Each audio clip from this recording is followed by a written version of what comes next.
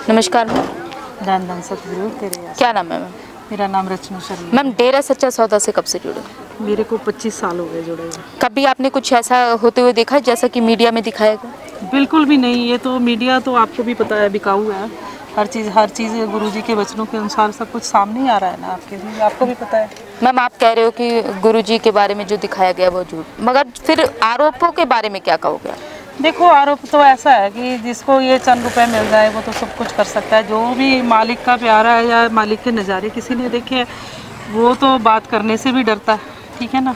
जैसे बोलते हैं ना, अभी दीपक के नीचे अंधेरा, जब बुद्धि भ्रष्ट हो जाती है तो वो लोग बोलते हैं, तो मालिक तो हमारे ये बोलते हैं, उनको भी नहीं बुरा बोलना क्योंकि वो अनजान है, ठीक है। हम उनके बारे में निंदा भी नहीं करते। और जो भी कुछ किया है सतगुरु की मर्जी के अनुसार हो रहा है। किसी की ताकत नहीं है कि गुरुजी को कोई कर सके, कोई कि इसके बारे में बोल सके या कुछ भी किसी भी तरीके के आरोप लगा सके, किसी की जरूरत। मैम आप एक महिला है, आप डेरा सच्चा सौदा जाती रही, क्या लगता है आपको महिलाओं की जो सुरक्षा है वो कितनी सुरक्षा है? देखो भी मैं 92 में भी मेरे को बात करने तक का नहीं पता था कि इतनी मजबूरियाँ आई, इतना सब कुछ आया कि मुझे एक जाबाज औरत बनाया तो सिर्फ गुरुजी ने, ठीक है। और मैंने जैसे कि 2007 में मेरे हस्बैंड की डेथ हो गई थी, 95 में उनको पैरालाइज हो गया था, तो मैं तो तकरीबन बिखर जाती।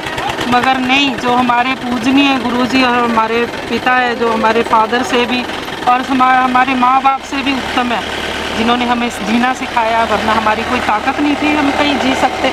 बिल्कुल भी ऐसा हो ही नहीं सकता था कि हम बच्चे पाल सकते कभी भी।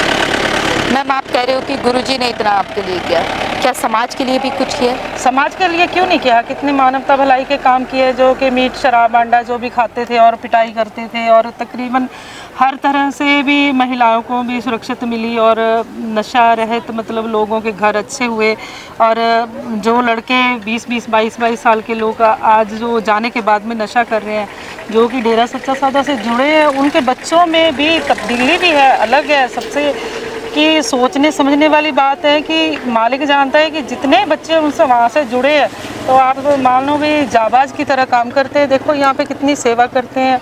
और यूथ में हमारे भी बच्चे हैं, ग्रीन एस वेल फोर्स में है। मैं ग्रीन अच्छा, ग्रीन एस वेलफेयर फोर्स का नाम अभी आपने लिया, तो इसके बारे में मीडिया में काफ़ी कुछ दिखाया गया था, तो आखिर इसकी सच्चाई है क्या? किस चीज़ से? Sorry, green S welfare force किस तरीके के कार्य करते? उसने कार्य तो ये किया, ग्रीन एस वेल फोर्स एक जाबाज बनाए, एक पहचान बनाई कि डेरा सच्चा सौदा है।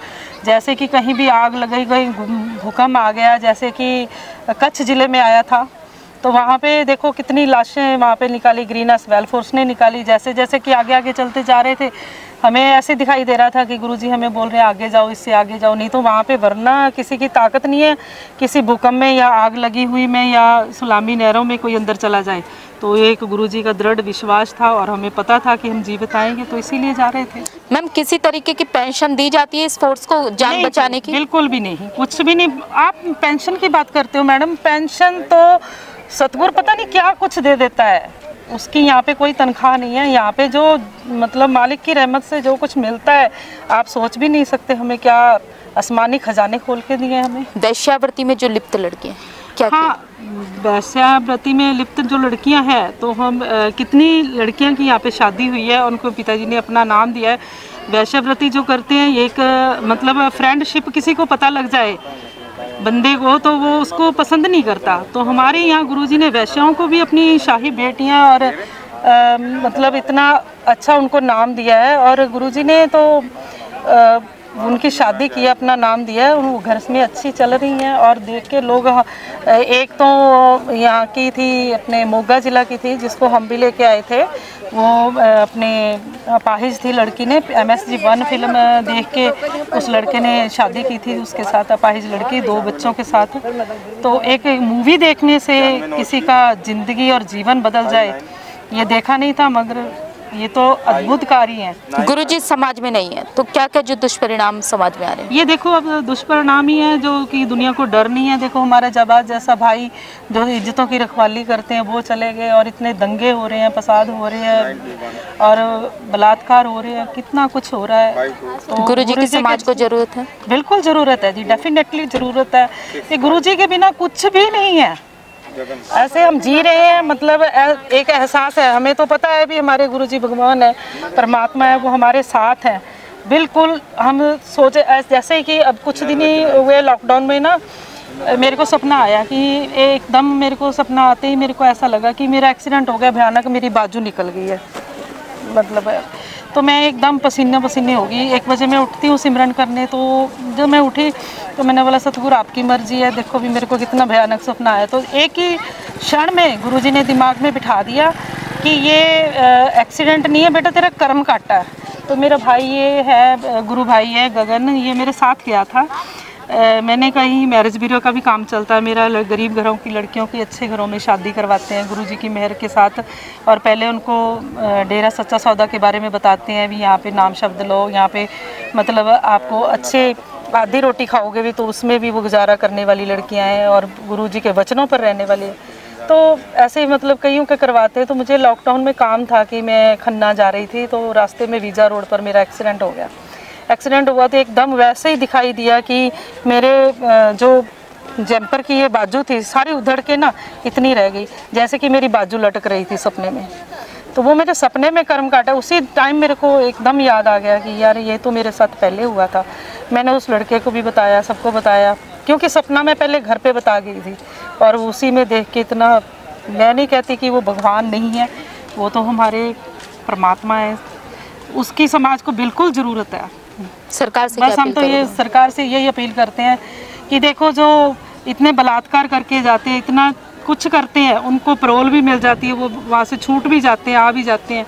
और हमारे गुरुजी ने कुछ नहीं किया, एक गुमनाम चिट्ठी, उनके खुद सरकार के ऊपर भी शर्मनाक एक धब्बा है कि जो आने वाली पीढ़ियाँ देख रही है, एक छोटे से बच्चे को पता होता है कि सच क्या है, झूठ क्या है, क्या ऐसा होता है, क्या नहीं होता है। तो वो सरकार पे भी मतलब एक तरह का धब्बा ही है अभी। मतलब एक इतने पूजनीय गुरुजी जो इतने लोगों की मानवता भलाई के काम करते हैं, वेश्यावृत्ति छुड़वाते हैं और शराब से धंधे करते हैं, जो माफिया वगैरह, मतलब सब तरीक़ों का उन्होंने किया। तो उनको भी तो सबको बच्चे को पता है कि गुरुजी क्या है।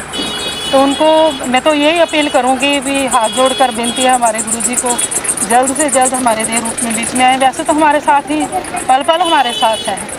बहुत बहुत धन्यवाद मैम आपका। जैसा कि आपने देखा, एक पढ़ी लिखी महिला होने के बावजूद इन्होंने गुरुजी को किस तरीके से प्रैक्टिकली समझा है। आज का यूथ पढ़ा लिखा होने का क्या फ़ायदा है कि जब वो मीडिया की सुन के किसी की बातों पे भरोसा करे।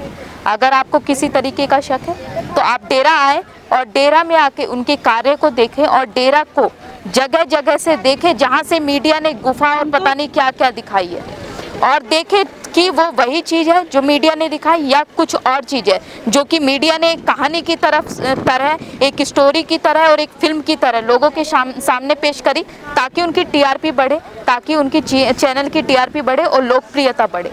जो अपनी राय है कमेंट बॉक्स में ज़रूर लिखिएगा, खुले दिमाग से सोचिएगा। बहुत बहुत धन्यवाद।